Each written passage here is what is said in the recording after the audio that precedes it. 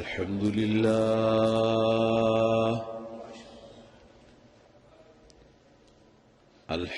لله نحمده ونستعينه ونستغفره ونؤمن به ونتوكل عليه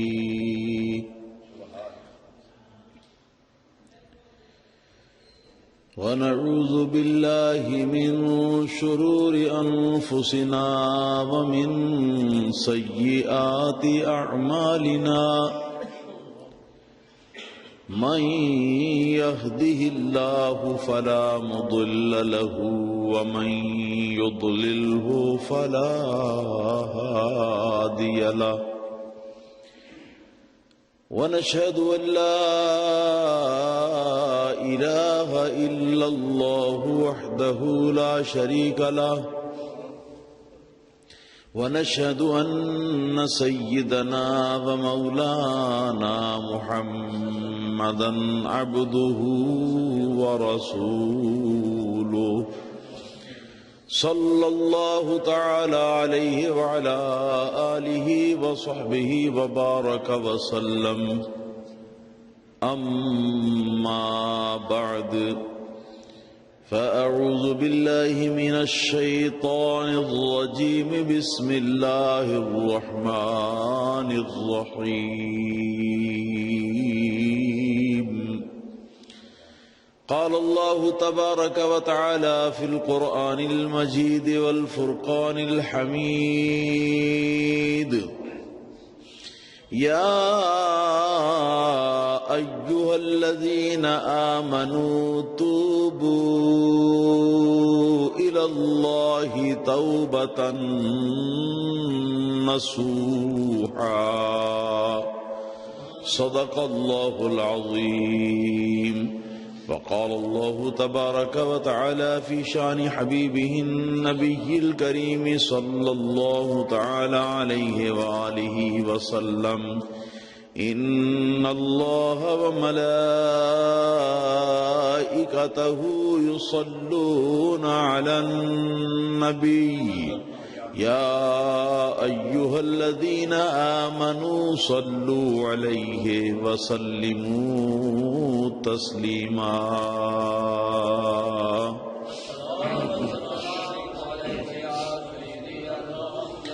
الصلاة والسلام عليك يا سيدي يا رسول الله وعلى آلك وأصحابك يا خير خلق الله الصلاة والسلام عليك يا سيدي يا رسول الله وعلى آلك وأصحابك يا خير خلق الله اللهم صل على سيدنا ومولانا محمد وعلى آل سيدنا ومولانا محمد النبي الأمي وعلى ولده السيد الشيخ عبد القادر الجيلي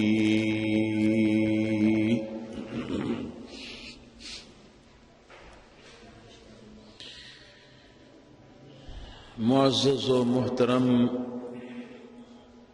حاضرین و سامعین،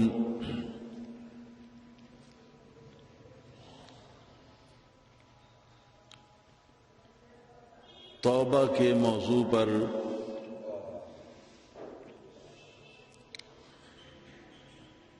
اس سے قبل 2 خطاب آپ سماعت فرما چکے ہیں۔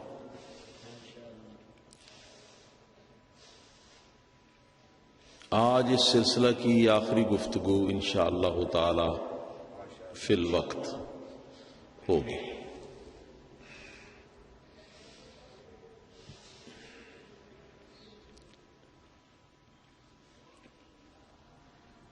گزشتہ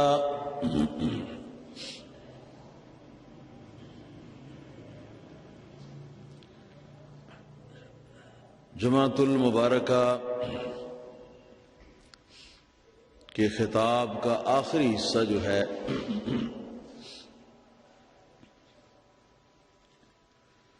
اس کا خلاصہ ہے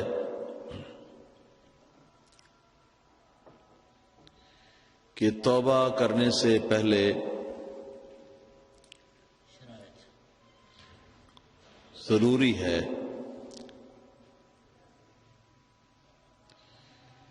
کہ جو حقوق گناہ کے ذریعے سے تلف کیے ہیں ان حقوق کی تلافی یا معافی کا آدمی بندوبست کرے.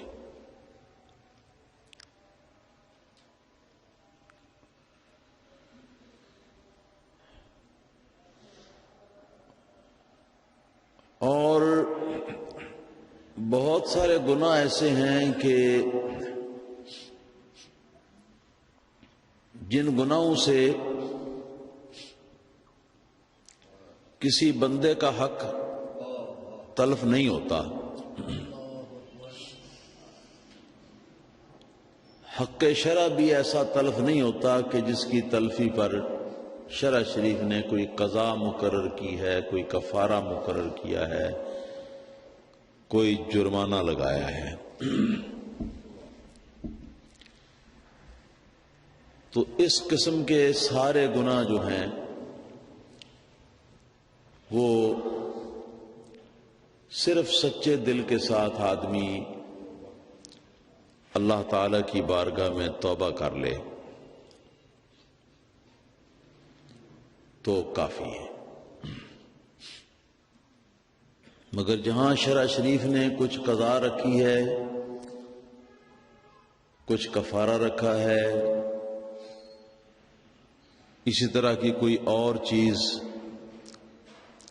رکھی ہے، تو وہاں ضروری ہے کہ پہلے اس کا بندوبست کرے. یہ حقوق اللہ ہیں یا حقوق شرع ہیں، اور جہاں حقوق العباد یا مخلوق میں سے کسی کے بھی حقوق جو ہیں وہ تلف کیے جائیں تو وہاں ضروری ہے کہ جس کا حق مارا ہے اس سے آدمی یا تو معاف کرا لے، اور اگر وہ معاف نہ کرے تو پھر اس کا معاوضہ جو ہے وہ حق کا وہ ادا کرے.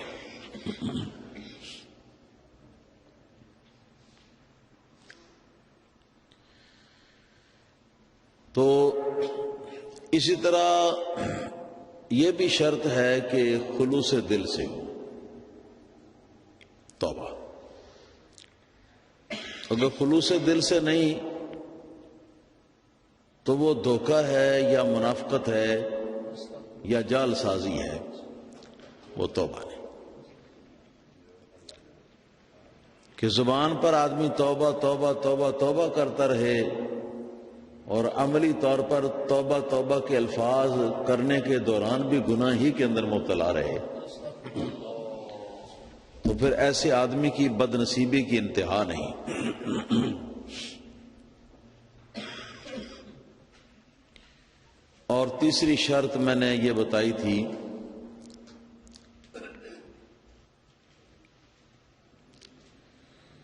کہ خوف الہی اور اس کی معافی کی امید کی دو کیفیتیں جو ہیں بندے کے دل کے اندر یہ موجود ہوں اور ان میں اتار چڑھاؤ آتا رہے. کبھی تو خوف الہی کا غلبہ کہ اللہ تعالیٰ مجھے بڑی سخت سزا دے گا، مجھے عذاب دے گا، اور اس سے ڈرنا. اور کبھی اس بات کا دل کے اندر مچلنا کہ وہ تو غفور رحیم ہے، غفار و ستار ہے، مجھ جیسے ناکارے کو سزا دے کے اس کو کیا ملے گا؟ اگر معاف کر دے گا تو یہ اس کا کرم ہوگا، یہ اس کا فضل ہوگا، تو وہ مجھے معاف ہی کر دے گا. کبھی وہ کیفیت، کبھی یہ کیفیت، یہ دل کے اندر خوف اور امید.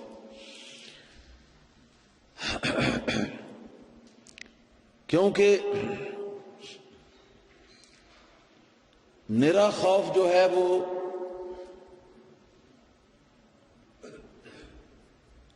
کہ آدمی صرف یہ بات ذہن میں بٹھا لے کہ اللہ تعالیٰ ضرور ہی مجھے عذاب دے گا، اس پر یقین کر لے، تو یہ اللہ تعالیٰ کی رحمت سے نا امید ہونے والی بات ہے، اور یہ کفر ہے. کفر چھوٹا سا گناہ نہیں، مسلمانی سے نکل جاتا آدمی.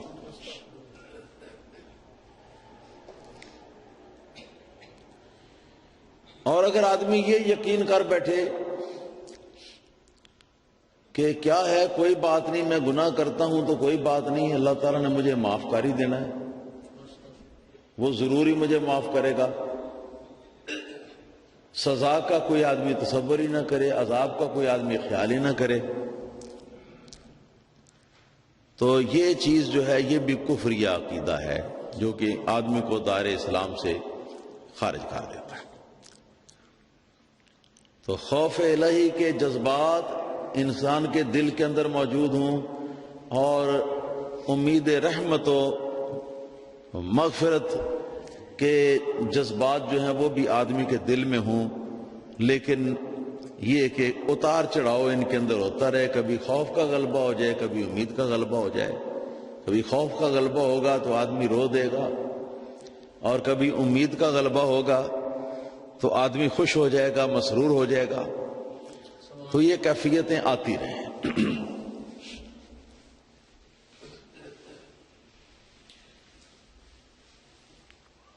اور توبہ کے ارکان یعنی وہ فرائض توبہ کے کہ جن سے توبہ کا وجود یا ڈھانچہ تیار ہوتا ہے، ان پر آخر میں بات ہو رہی تھی.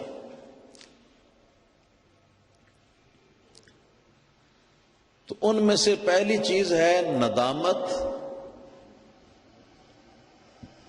جو غلطی کی، جو گناہ کیا، اس پر پشیمان ہونا، اس پر پچھتاوا.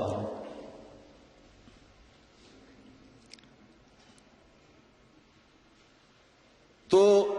اسی کے بارے میں حدیث نبوی کے اندر یہ الفاظ وارد ہوئے ہیں. نبی کریم صلی اللہ تعالی علیہ وسلم ارشاد فرماتے ہیں کہ الندم توبہ. آپ فرماتے ہیں کہ در حقیقت ندامت ہی توبہ ہے. ندامت نہ ہوئی تو توبہ کیسی؟ وہ پھر وہ بات وہی دھوکے اور منافقت میں چلی جائے گی. اور دوسرا فرض یا رکن توبہ کا وہ ہے استغفار، کہ یعنی شرمسار ہو کر تو نرا شرمساری نہ ہوتا رہے، نرا پچھتاوے میں نہ پڑا رہے، نرا ندامت کا پیکر ہی نہ بنا رہے، بلکہ آگے بڑھے، آگے بڑھ کر اللہ تعالیٰ کی بارگاہ میں اپنا دامن پھیلا دے کہ یا اللہ پاک اب مجھے معاف فرما دے، مجھے معاف فرما دے، میں پشیمان ہوں اپنے کیے کے اوپر، مجھے معاف فرما دے. تو یہ استغفار، معافی کی درخواست، یہ دوسرا رکن ہوا. اور توبہ کا تیسرا رکن جو ہے وہ ہے عہد استقامت. یعنی یہ کہ دل کے اندر آدمی اللہ تعالیٰ کے ساتھ اپنے دل میں یہ عہد کرے. زبان پر لے آئے تو بھی اچھا ہے، کوئی حرج نہیں، لیکن زبان پر نہ لائے تو کوئی ضروری بھی نہیں. لیکن آدمی کے دل کے اندر یہ بات ہو کہ آئندہ وہ اللہ تعالیٰ کے یہاں یہ اللہ تعالیٰ سے وعدہ کر رہا ہے کہ آئندہ میں ایسا کام نہیں کروں گا. یہ پروگرام آئندہ کا جو ہے وہ پکا پکا پروگرام دل کے اندر یہ ہو کہ میں آئندہ یہ حرکت ہرگز نہیں کروں گا.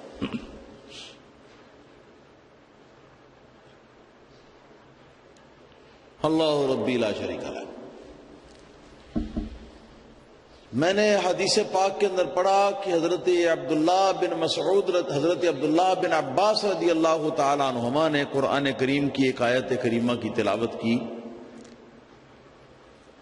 اور وہ وہی آیت ہے جو ابھی عربی کے خطبے کے دوران میں نے تلاوت کرنے کا شرف حاصل کیا ہے، یا ایھا الذین آمنوا توبوا الی اللہ توبۃ نصوحا، اے ایمان والو توبہ کرو اللہ تعالی کی طرف، ایسی توبہ جو کہ مکمل اپنی خیر خواہی کے اوپر مبنی ہو، جسے توبہ نصوح کہتے ہیں، توبہ نصوح۔ نصوح کا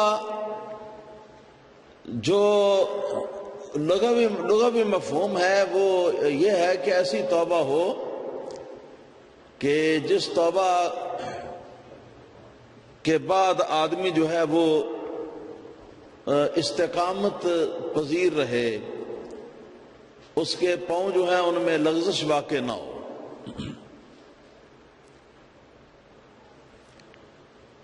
حضرت عبداللہ بن عباس رضی اللہ تعالیٰ عنہما نے اس آیت کریمہ کی تفسیر کرتے ہوئے فرمایا کہ توبہ نصوح کون سی توبہ ہے؟ فرماتے ہیں توبہ نصوح وہ توبہ ہے کہ جس کے اندر 3 چیزیں پوری پائی جائیں۔ نمبر 1 یہ کہ آدمی اپنے کیے ہوئے گناہ پر پچھتائے، پشیمان ہو۔ نمبر 2 اللہ تعالیٰ کی بارگاہ میں معافی کے لیے اپنا دامن پھیلائے، اپنے ہاتھ پھیلائے، معافی کی درخواست کرے۔ اور نمبر 3 دل کے اندر یہ بات رکھے کہ آئندہ میں ایسی حرکتیں نہیں کروں گا۔ تو اس طرح کی توبہ جو ہے وہ توبہ نصوح ہے۔ گویا کہ توبہ نصوح جو ہے یہ مشتمل ہے توبہ کے تینوں ارکان پر، توبہ کے تینوں ارکان پر۔ اور سرکار دو عالم صلی اللہ تعالی علیہ وسلم کی کئی حدیثیں اس سلسلے میں وارد ہوئی ہیں کہ آدمی توبہ کرتا ہے اور توڑ دیتا ہے، توبہ کرتا ہے اور توڑ دیتا ہے۔ ہم میں سے کون ہوگا ایسا کہ جس نے توبہ کی ہو پھر توڑی نہ ہو؟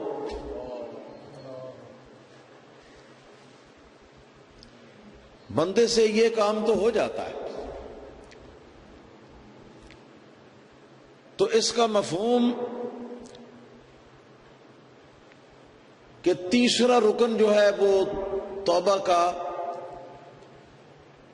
یہ ہے کہ اپنے دل کے اندر عہد کرے اللہ تعالیٰ سے کہ یا اللہ آئندہ میں یہ کام، یہ گناہ نہیں کروں گا،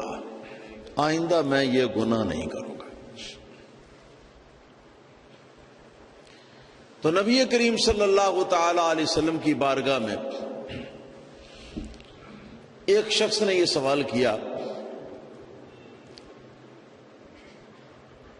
کہ حضور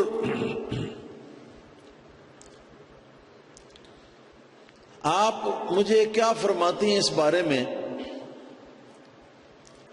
کہ میں اگر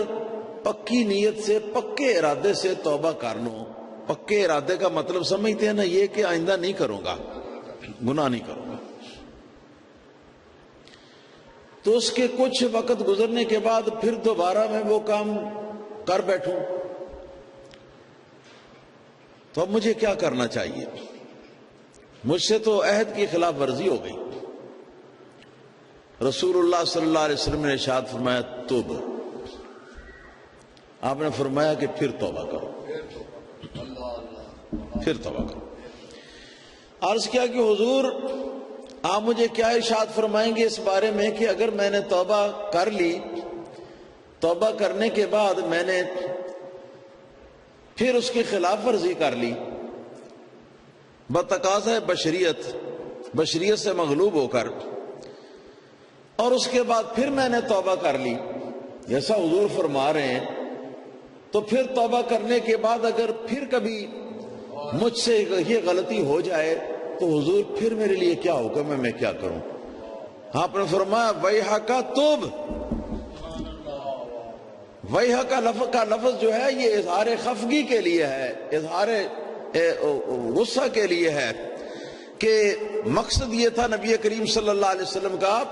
کہ میں تو تجھے توبہ کا دستور بتا رہا ہوں اور تو بار بار مجھ سے وہ ایسی بات پوچھتا ہے کہ جس کو پوچھنے کی ضرورت نہیں ہے. میں نے ایک بار جو کہہ دیا کہ اگر غلطی ہو جائے اس طرح پھر دوبارہ تو پھر توبہ کر، تو اب بھی میرا جواب یہی ہے، اگر توبہ کر کے توڑ دیا ہے پھر توبہ کی ہے تو پھر اس کے بعد اگر تم نے گناہ کر لیا ہے تو پھر توبہ ہی کرنی ہے، تو پھر توبہ کرنی.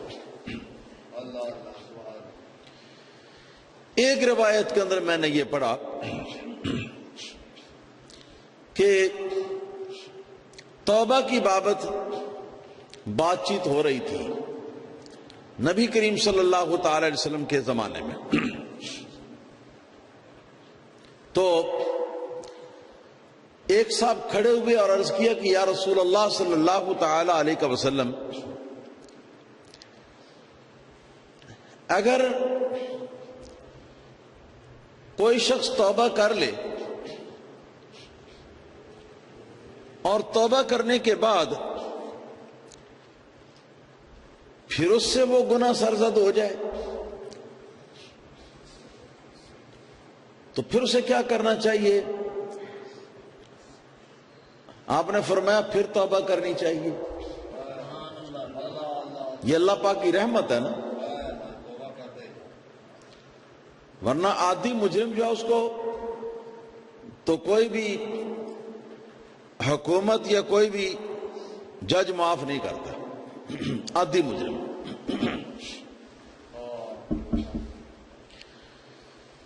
اس شخص نے پھر دوبارہ یہ سوال کیا کہ حضور اگر پھر توبہ ٹوٹ جائے، پھر گناہ ہو جائے تو پھر؟ وہ آپ نے پھر فرمایا کہ پھر وہ توبہ کرے. 2-3 مرتبہ جب اس نے پھر اپنے سوال کو دہرایا تو نبی کریم صلی اللہ علیہ وسلم نے ارشاد فرمایا کہ سن لو ایک ہی بار کہ اگر کبھی صبح سے لے کر شام تک اتنے عرصے کے اندر کبھی 100 بار بھی توبہ کر کے اور توبہ توڑ دی ہو تو پھر بھی اس کا علاج یہی ہے کہ اسے توبہ کرنی چاہیے، اسے توبہ کرنی چاہیے. اور یاد رکھیں کہ ہر توبہ پر اللہ تعالیٰ بندے کو ویلکم کرتا ہے، اللہ تعالیٰ بندے کو مرحبا کہتا ہے، اللہ تعالیٰ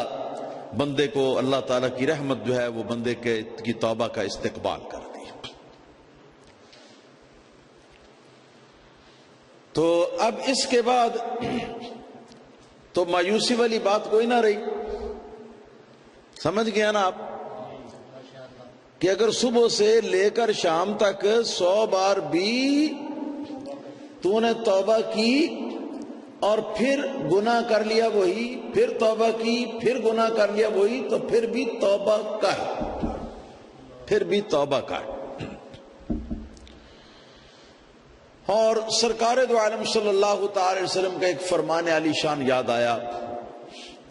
کہ میرے نبی پاک صلی اللہ تعالی علیہ وسلم نے، حضور نے ارشاد فرمایا کہ کل بنی آدم خطاؤن. آپ نے فرمایا کہ ہر آدمی جو ہے وہ غلطی کر ہی بیٹھتا ہے، بسا اوقات غلطی کرتا رہتا ہے، گناہ کرتا رہتا ہے. ہر انسان جو ہے وہ بسا اوقات اس سے گناہ ہو جاتا ہے. لیکن اس کے ساتھ فرمایا وَخَيْرُ الْخَطَّائِينَ التَّوَّابُونَ. آپ نے ارشاد فرمایا کہ ہیں تو سارے خطا کار، مگر ان خطا کاروں میں سے بہترین خطا کار وہ ہے کہ جو جب بھی خطا کرے اللہ تعالیٰ کی بارگاہ میں تب توبہ کرے.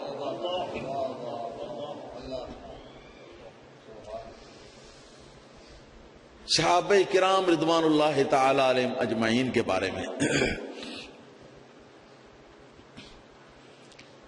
ہم اہل سنت و جماعت کا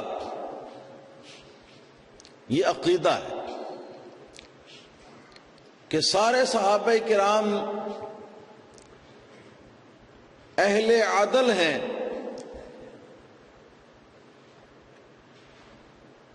اہل تقوی. اہل عدل کون ہوتا ہے؟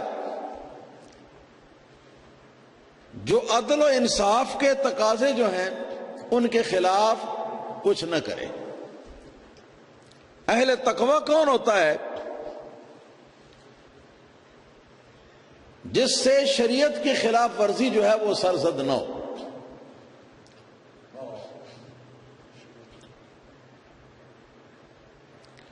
تو یہ نص قرآن کے اندر یہ بات آ چکی ہے کہ اللہ تعالی نے نبی کریم صلی اللہ علیہ وسلم کے صحابہ کرام کو اہل تقوی بنایا ہے. اہل تقوی بنایا ہے. تو ہم تمام صحابہ کرام کو اہل عدل یعنی عادل اور متقی مانتے ہیں. یہ ہمارا عقیدہ ہے از روئے قرآن. لیکن اس کے باوجود نبی کریم صلی اللہ علیہ وسلم کے زمانے کی تاریخ جب ہم دیکھتے ہیں تو ہمیں کئی ایک ایسے مقامات نظر آتے ہیں کہ جہاں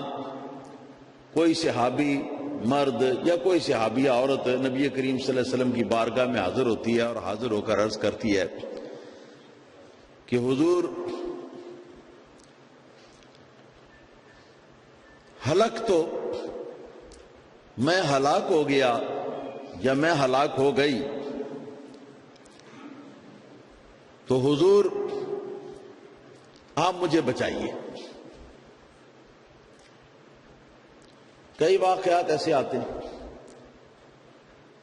اور جب نبی کریم صلی اللہ علیہ وسلم کئی لوگوں سے تو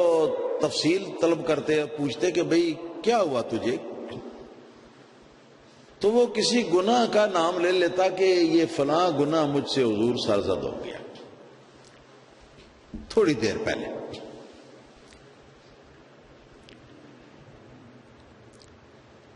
اور کبھی ایسا ہوتا کہ سرکار تفصیل طلب نہ کرتے اور اس کے بعد وہ معافی کا سلسلہ جو ہے اس کو کسی نہ کسی طریقے سے نبی کریم صلی اللہ تعالی علیہ وسلم یا اس کا بندوبست کر. اور یہ تو اللہ پاک کا حکم بھی ہے, نبی پاک صلی اللہ علیہ وسلم کا حکم بھی ہے کہ جب گناہ ہو جائے تو گناہ کے بعد پھر توبہ کرنے میں دیر نہیں کرنی چاہیے. توبہ کرنے میں دیر نہیں کرنی چاہیے. صحابہ کرام میں سے اگر کسی سے کچھ غلطی ہو جاتی تو ان کا طریقہ اور ان کا دستور یہی تھا کہ وہ دیر نہیں کرتے تھے. ادھر غلطی ہوئی تو غلطی ہونے کے بعد فوراً تنبہ ہوا اور زارو قطار روتے ہوئے بارگاہ مصطفیٰ صلی اللہ علیہ وسلم میں حاضر ہو گئے.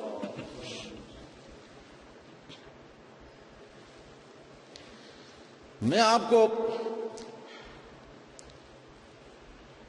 کچھ تھوڑا سا نمونہ جو ہے وہ دکھانا چاہوں گا اس سلسلے کا.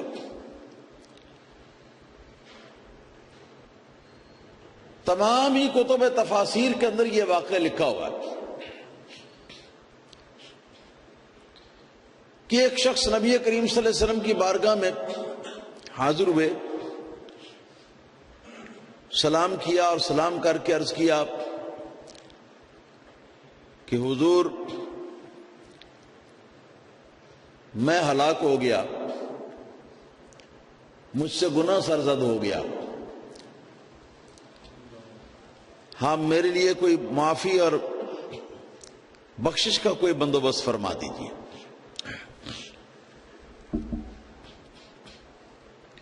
سرکار نے ارشاد فرمایا اچھا بیٹھ جاؤ. اتنے میں نماز کا وقت ہو گیا, اذان ہوئی, پھر اقامت ہوئی بعد میں. تو نبی کریم صلی اللہ علیہ وسلم نے نماز پڑھائی. جب نماز پڑھا کے فارغ ہوئے تو وہ شخص پھر اٹھ کے کھڑا ہو گیا اور عرض کیا حضور ہلک تو, واللہ ہلک تو, خدا کی قسم میں برباد ہو گیا, میں لٹ گیا, میں ہلاک ہو گیا, اور زارو قطار رو پڑا. سرکار دو عالم صلی اللہ تعالی علیہ وسلم نے ارشاد فرمایا کہ الیس قد صلیت معنا، ابھی جو نماز ہوئی ہے کیا تم نے یہ نماز ہماری اقتداء میں نہیں پڑھی؟ عرض کیا بلا یا رسول اللہ، حضور کیوں نہیں، میں نے پڑھی ہے حضور کے اقتداء میں۔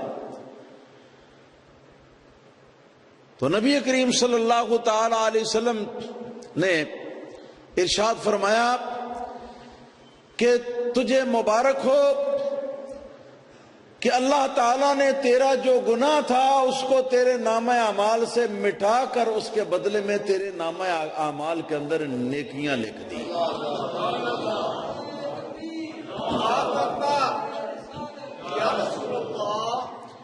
اور پھر نبی کریم صلی اللہ علیہ وسلم نے قرآن پاک کی آیت کریمہ تلاوت کی، اقم الصلاۃ،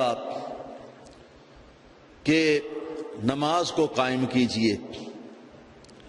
نماز کو قائم کیجئے، نماز کی پابندی کیجئے۔ اور اس کے بعد آخر میں چل کے یہ الفاظ آتے ہیں کہ ان الحسنات یذہبن السیئات، کہ نیکیاں جو ہے نا وہ برائیوں کو مٹا دیتی۔ اور ایک جگہ حدیث پاک کے اندر آتا ہے کہ جب آدمی گناہ کے بعد فوراً متنبہ ہو توبہ کرنے کے لیے اور توبہ کی طرف آدمی ارادہ کر کے تو اللہ تعالیٰ کی بارگاہ میں رو کر اپنی درخواست پیش کرے، تو ایسے لوگ وہ لوگ ہوتے ہیں کہ جن لوگوں کے نیکیوں کو اللہ تعالیٰ، جن لوگوں کے گناہوں کو اللہ تعالیٰ نیکیوں سے تبدیل کرتا۔ فَأُولَئِكَ يُبَدِّلُ اللَّهُ سَيِّئَاتِهِمْ حَسَنَاتٍ، تو وہ یہ لوگ ہیں۔ یہ جائز نہیں کہ آدمی گناہ کرے، پھر گناہ کرے، پھر گناہ کرے اور گناہ کے اندر پھنسا رہے، مبتلا رہے اور گناہ کے اوپر اصرار کرتا رہے۔ یہ صورتحال جو ہے یہ خطرناک ہے،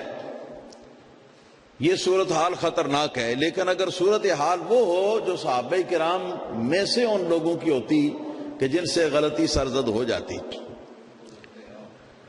اگر وہ بات پیدا ہو جائے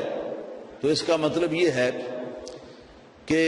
توبہ کی طرف جو ہی آدمی، گناہ کے فوراً بعد آدمی توبہ کی طرف جس وقت آدمی رجوع کرتا ہے اور سچے دل سے رجوع کرتا ہے اللہ تعالیٰ کی بارگاہ میں توبہ سے، اس وقت اس کے دل میں یہی ہوتا ہے کہ آئندہ یہ حرکت نہیں کروں گا۔ تو یہی وہ صورت ہے کہ جس صورت کے اندر جو گناہ ہیں وہ معاف ہو جاتے ہیں، اور جتنے گناہ تھے ان گناہوں کے عوض میں اس کے نامہ اعمال میں نیکیوں کا اضافہ کر دیتا ہے۔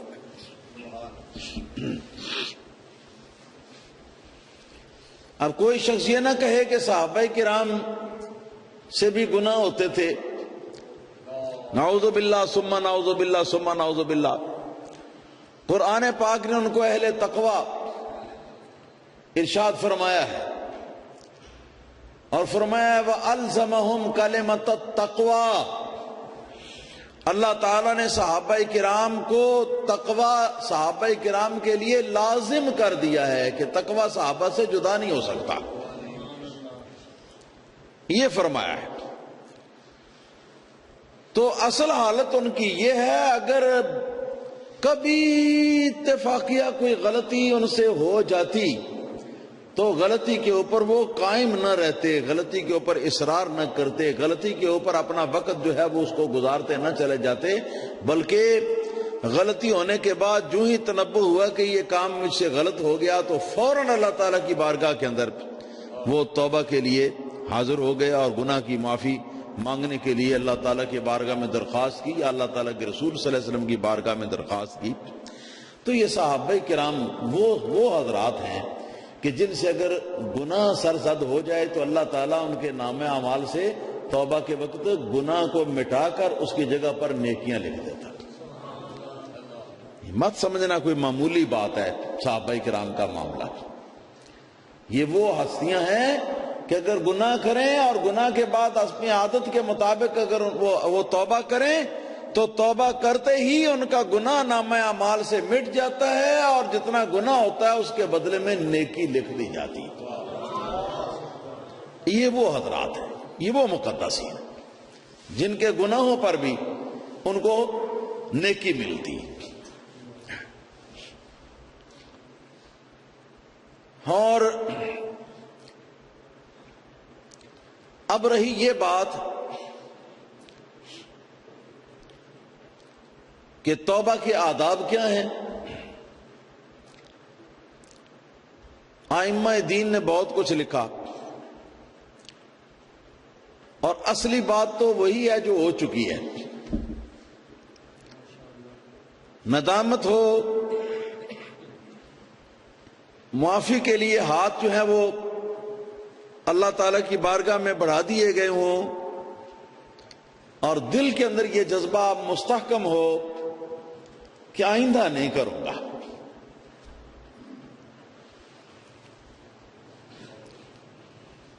بنیاد تو یہ،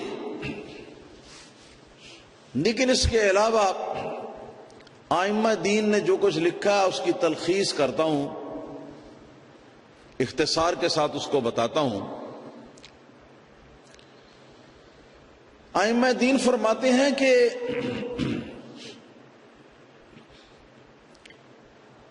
کچھ اوقات وقتوں میں سے ایسے ہوتے ہیں کہ جن اوقات میں توبہ اللہ تعالیٰ کی بارگاہ میں جلد قبول ہوتی ہے اور دعا بھی جلد قبول ہوتی ہے۔ سارے اوقات یکساں نہیں ہوتے۔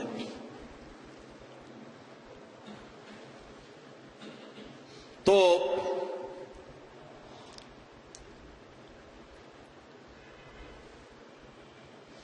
یہ اوقات کون کون سے اوقات ہیں، میں تفصیل میں نہیں جاؤں گا، صرف اجمالی جملہ ایک دو، کہ تمام ایسے اوقات کے جو اوقات اللہ تعالی کی عبادت کے اوقات ہوں، یا جن اوقات کے اندر آپ خود نیکی کر رہے ہوں، کوئی نیکی کا کام کر رہے ہوں، بس آپ یہ سمجھیں کہ وقت اگر نماز کا وقت ہے یا کسی اور عبادت کا وقت ہے تو اس وقت میں اللہ تعالیٰ کی بارگاہ میں جو ہے وہ دعا بھی جلد قبول ہوتی ہے اور توبہ بھی جلد قبول ہوتی ہے۔ اور ایک حدیث پاک کے اندر میں نے پڑھا کہ نبی کریم صلی اللہ تعالی علیہ وسلم نے ارشاد فرمایا کہ جب تجھ سے گناہ سرزد ہو جائے اور پھر تجھے اس بات پر تنبہ ہو کہ مجھ سے تو گناہ ہو گیا، تو سرکار نے فرمایا کہ فوراً وضو کر، اور وضو کر کے 2 رکعت نماز پڑھ، 2 رکعت نماز، اس کا نام ہے نماز توبہ۔ 2 رکعت نماز نفل، 2 رکعت نماز پڑھ، اور 2 رکعت نماز ادا کرنے کے بعد پھر اللہ تعالیٰ کی بارگاہ میں توبہ کر، تیری توبہ قبول ہو جائے گی۔ مطلب ہے ایک تو وقت ہوتا ہے جو روٹین میں نماز کا وقت ہے، تو نماز کے وقت میں نماز کے بعد آدمی جو ہے وہ توبہ کرے تو وہ جلد قبول ہوتی ہے۔ اور بعض اوقات اگر ایسا ہو کہ جس وقت آدمی کو تنبہ ہو، یہ ذہن کے اندر یہ بات دامنگیر ہو جائے، آ جائے کہ مجھ سے گناہ ہوا، اور وہ وقت جو ہو وہ وقت کسی عادتاً کسی نماز کا یا کسی اور نیک کام کرنے کا وقت نہ ہو، تو پھر بہتر جو بات ہے وہ یہی ہے کہ آدمی انتظار نہ کرے کہ فلاں وقت آئے گا تو میں توبہ کروں گا، کیا خبر کہ فلاں وقت کے آنے سے پہلے پہلے ہی تو دنیا سے چلا جائے، اور وقت وہ آئے گا بھی تیری زندگی میں یا نہیں آئے گا، ہاں جی۔ بلکہ اس کے لیے نبی کریم صلی اللہ علیہ وسلم کا وہ فرمان مبارک ہے کہ وضو کر اور 2 رکعت نوافل پڑھ، اور 2 رکعت نوافل پڑھ کے تو اس وقت کو جو عبادت کا وقت نہیں ہے، عبادت کا وقت بنا لے، بنا کر تو توبہ کر۔ جمعہ کی نماز کے بعد، پنجگانہ نمازوں کے بعد، جس وقت اذان کو سنیں آپ تو اس وقت، جس وقت اقامت ہو اس وقت، جس وقت اللہ اکبر کی ویسی آواز آپ سنیں اس وقت، جس وقت بارش کے پہلے قطرات جو ہیں وہ زمین پر آ رہے ہوں اس وقت، جس وقت مرغ اذان دے اس وقت، اور وہ اعلی حاصل قیاس بہت سارے مواقع ایسے ہیں کہ جو مواقع دعا کی قبولیت کے مواقع ہیں۔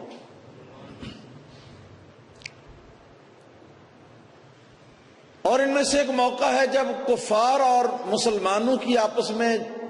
جنگ شروع ہو، ان کا معرکہ ہو رہا ہو تو ان کے معرکے پر توجہ کر کے آدمی تو اللہ تعالیٰ کی بارگاہ میں دعا کر لے معافی کی۔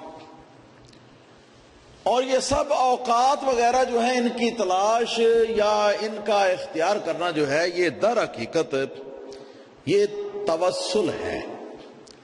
وسیلہ اختیار کرنا، وسیلہ اختیار کرنا ہے۔ وسیلے کا مفہوم کیا ہے؟ وسیلہ اس چیز کو کہتے ہیں کہ جس چیز کے ذریعے سے بندہ قرب الہی یا اللہ کی بارگاہ میں کوئی بات قبول کرانا جو ہے وہ چاہتا ہے یا قرب الہی حاصل کرتا ہے۔ الوسیلۃ ما یتقرب بہ الی اللہ تعالی، وسیلہ اسے کہتے ہیں کہ جس سے اللہ کا قرب جو ہے نا وہ حاصل کرنے کی کوشش کی جائے جس چیز کے ذریعے۔ تو ایسے تمام اوقات، تمام لمحات اور تمام مواقع جو ہیں یہ سارے کے سارے یہ وسیلے ہیں اللہ تعالیٰ کی بارگاہ میں دعا کے قبول ہونے کے اور توبہ کے قبول ہونے کے۔ اور اسی طرح جس طرح کے اوقات اور زمانے ہوتے ہیں توبہ کی قبولیت کے لیے اور دعا کی قبولیت کے لیے، اسی طرح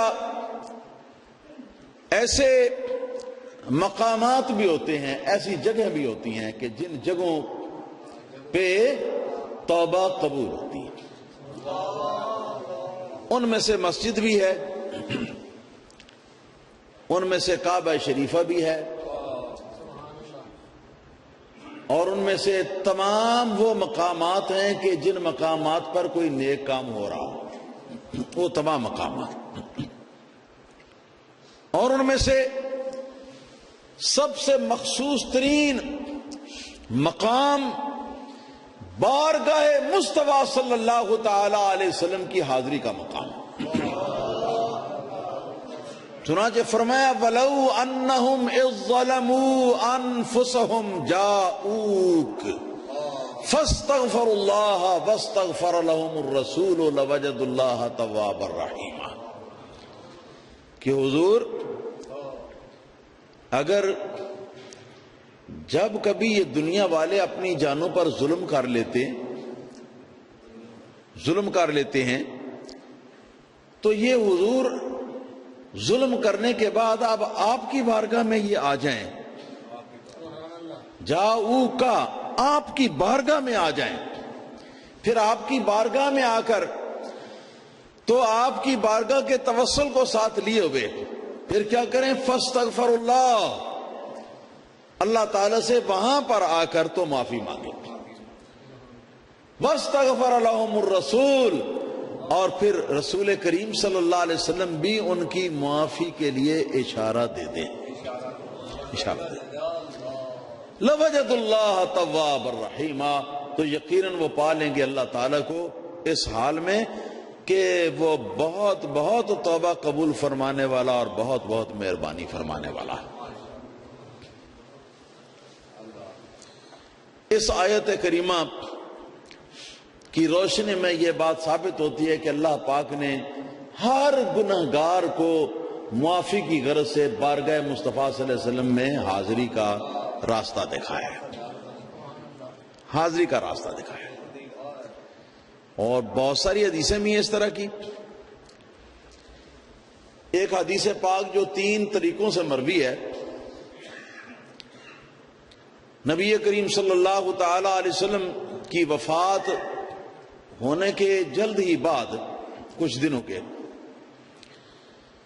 ایک شخص جو نظر آتا تھا کہ کوئی جنگلی ہے، کوئی عرابی ہے، کسی گاؤں کا رہنے والا ہے، وہ آیا مسجد نبوی شریف میں۔ تو جو لوگ تھے سامنے ان سے پوچھنے لگا کہ آئینہ رسول اللہ صلی اللہ تعالی علیہ وسلم، رسول اللہ صلی اللہ علیہ وسلم کی ذات بابرکات کہاں ہے؟ تو آگے انہوں نے سن کر تو رونا شروع کیا اور روتے ہوئے بتایا کہ حضور تو وفات پا گئے، اتنے دن ہو گئے۔ تو وہ بھی رونے لگا۔ پھر کچھ دیر کے بعد کہنے لگا دلونی علی قبری، کہ اچھا جہاں سرکار کی قبر مبارک ہے ذرا مجھے اس جگہ کی طرف رہنمائی کیجیے۔ تو یہ صحابہ کے زمانے کے اندر سرکار کی قبر اطہر کی طرف رہنمائی اس نے مانگی، اور صحابہ کرام نے نبی کریم صلی اللہ علیہ وسلم کی قبر مبارک اس کو دکھائی، جس سے پتہ چلا کہ بزرگوں کی قبروں پہ حاضری دینا یہ دور صحابہ کا فعل ہے، اور صحابہ کرام اس کو شرک نہیں سمجھتے تھے، بلکہ اگر کسی نے پوچھا ہے تو اس کو بتا کر اس بات پر مہر تصدیق ثبت کر رہے ہیں کہ یہ کفر یا شرک نہیں ہے، بلکہ یہ بہت بڑی سعادت مندی ہے۔ تو اب پیچھے کچھ حضرات کھڑے ہیں اور یہ شخص جو ہے یہ آگے بڑھا ہے، رسول اللہ صلی اللہ علیہ وسلم کی قبر اطہر کے سامنے کھڑا ہوا اور رونے لگا، رو کر عرض کرنے لگا کہ یا رسول اللہ صلی اللہ تعالی علیہ وسلم، اللہ تعالیٰ نے اپنی اس کتاب میں جس کو آپ پر نازل کیا ہے یہ ارشاد فرمایا ہے وَلَوْ أَنَّهُمْ إِذْ ظَلَمُوا أَنفُسَهُمْ جَاءُوكَ فَاسْتَغْفَرُوا اللَّهَ وَاسْتَغْفَرَ لَهُمُ الرَّسُولُ لَوَجَدُوا اللَّهَ تَوَّابًا رَحِيمًا، کہ اگر یہ دنیا والے اپنی جانوں پر ظلم کر بیٹھے، یعنی گناہ اور فسق و فجور میں مبتلا ہو گئے ہوں، تو اس کے بعد یہ یا رسول اللہ آپ کی بارگاہ میں آ جائیں اور آ کر اللہ تعالیٰ سے معافی چاہیں اور حضور بھی اس کی معافی کے لیے اشارہ دے دیں، لَوَجَدُ اللَّهَ تَوَّابًا رَحِيمًا، تب اللہ تعالیٰ تواب بھی اور رحیم بھی پالیں گے۔ تو عرض کیا کہ حضور اللہ تعالیٰ کے اس فرمان کے مطابق میں چونکہ گناہگار تھا، لہذا میں اپنے گناہوں کا بوجھ اپنے سر کے اوپر لادے ہوئے یا رسول اللہ صلی اللہ علیہ وسلم اللہ تعالیٰ کے فرمانے کے مطابق آپ کی بارگاہ میں آ گیا ہوں، آپ کی بارگاہ میں آ گیا ہوں، اور میں اللہ تعالیٰ سے معافی مانگتا ہوں اور آپ سے بھی درخواست کرتا ہوں کہ آپ اللہ تعالیٰ کو مجھے معاف کر دینے کا اشارہ دے دیں۔ اتنا کیا اور اس کے بعد وہ شخص جو ہے وہ گر پڑا، نبی کریم صلی اللہ علیہ وسلم کی قبر مبارک جو ہے نا اس نے اپنی باہوں میں لے لی اور روتا رہا، دیر تک روتا رہا، دیر تک روتا رہا، دیر تک روتا رہا، اور پھر اس کے بعد ایسے لگتا ہے جیسے مایوس ہو کر کہ پتہ نہیں ہوا ہے وہ کام جو جس کام کے لیے میں آیا تھا یا نہیں ہوا۔ تو وہ شخص وہاں سے اٹھ کے نکل گیا۔ شیخ عتبی فرماتے ہیں کہ میں اس وقت ایک دم اونگا ہی تو میرے سامنے نبی کریم صلی اللہ تعالی علیہ وسلم تشریف لائے اور تشریف لا کے فرمایا کہ یا عتبی اذهب فلحق العرابی وبشرہ بان اللہ تعالی قد غفر لک، فرمایا کہ عتبی جلدی کر اٹھ، یہ باہر نکلا ہے عرابی، اور جا کے اس کو روک اور روک کر اس کو میرا یہ پیغام دے دے کہ تجھے مبارک ہو کہ اللہ تعالیٰ نے تیرا گناہ معاف کر دیا ہے۔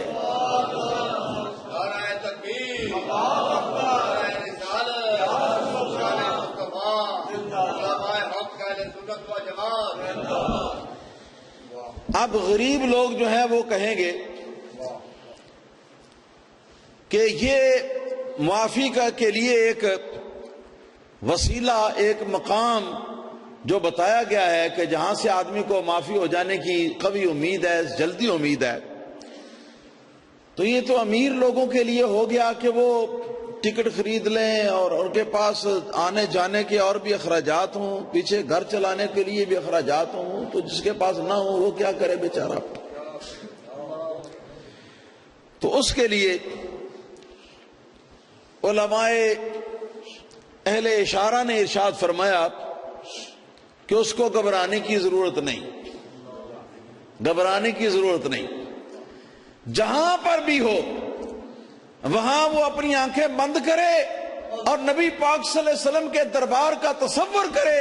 اور رسول اللہ صلی اللہ علیہ وسلم کو پکار پکار کر حضور کی بارگاہ میں صلاۃ و سلام پیش کرے، اور اسی صلاۃ و سلام کے دوران کے اندر وہ اپنی حاجت جو ہے گناہ کی معافی وہ بھی پیش کر دے۔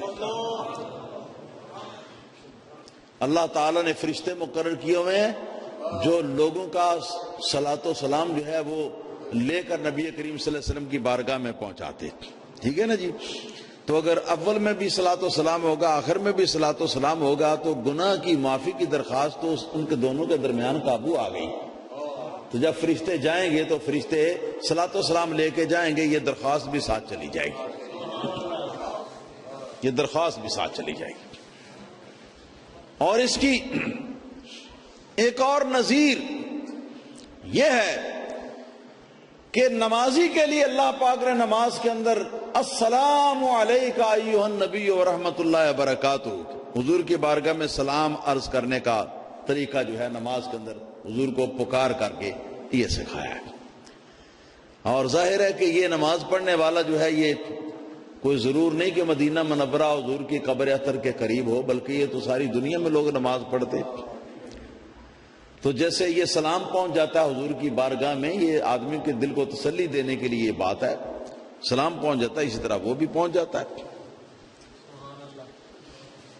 صحیح بخاری کے اندر ایک حدیث پڑھی ہے، میں اس کو ختم کرتا ہوں آپ کو سنا کے بات کو۔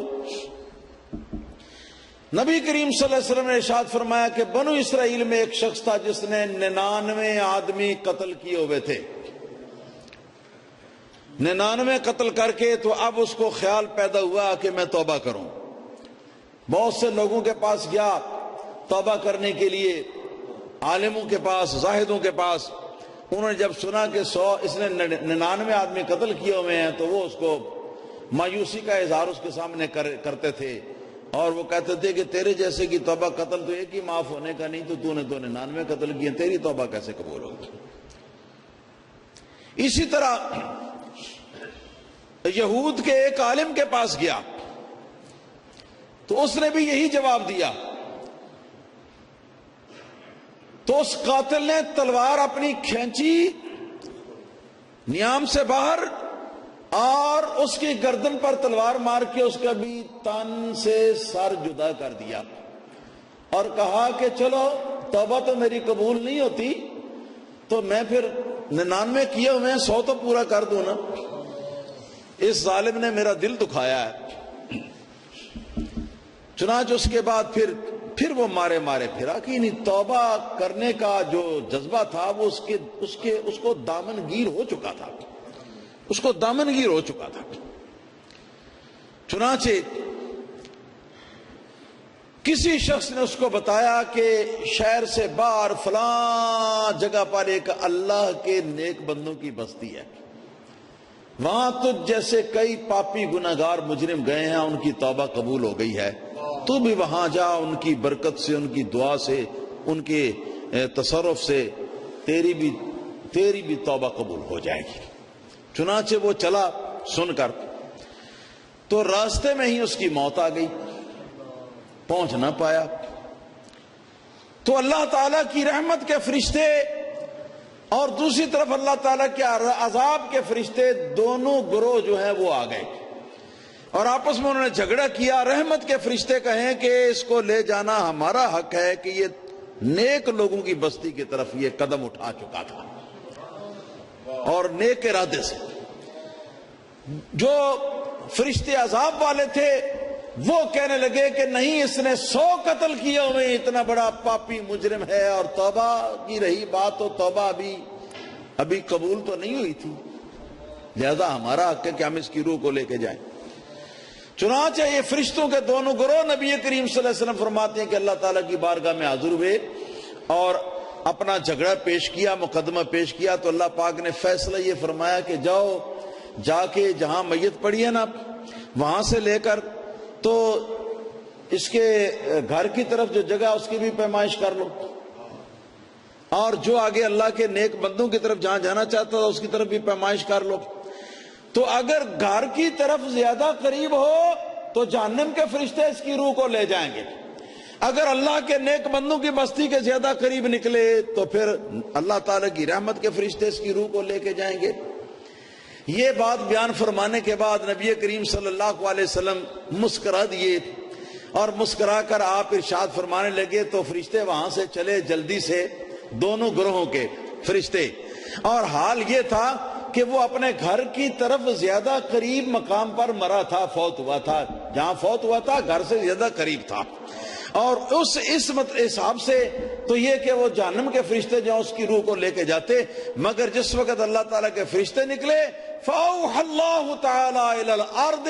إِلَى هَٰذِهِ أَن تَوَسَّعِي وَإِلَى هَٰذِهِ أَن تَضَيَّقِي. اللہ تعالیٰ نے زمین کو وحی بھیجی،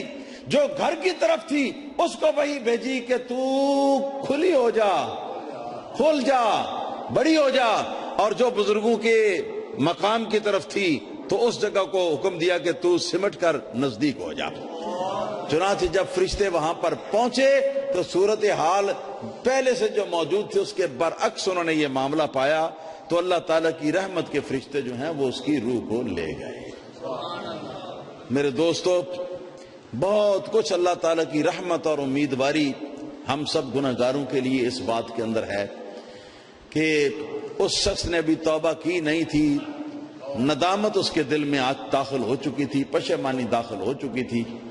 اور اللہ تعالیٰ کے مقبول بندوں کے مقام کی طرف، ان کے ڈیرے کی طرف وہ چلنا شروع کر دیا تھا. ابھی پہنچا نہیں تھا کہ راستے میں موت آ گئی تو اللہ تعالیٰ نے اس طرح بہانہ بنا کر اس کی بخشش فرما دی. لہذا نبی کریم صلی اللہ علیہ وسلم کے روضہ مبارکہ کے علاوہ اور بھی جو مقامات مقدسہ ہیں جہاں اللہ تعالیٰ کے ولی، اللہ تعالیٰ کے نیک بندے، اللہ تعالیٰ کے عارف بندے، اللہ تعالیٰ کے پیارے بندے اپنی ظاہری زندگی کے اندر جہاں ڈیرہ لگا کے بیٹھے ہوئے ہیں، یا وفات کے بعد جہاں ان کا مرکز ہے، جہاں وہ سو رہے ہیں یا آرام فرما رہے ہیں، تو وہاں پر آدمی جائے تو انشاءاللہ تعالیٰ اس کی توبہ ضرور قبول ہوگی. وآخر دعوانا الحمدللہ رب العالمین.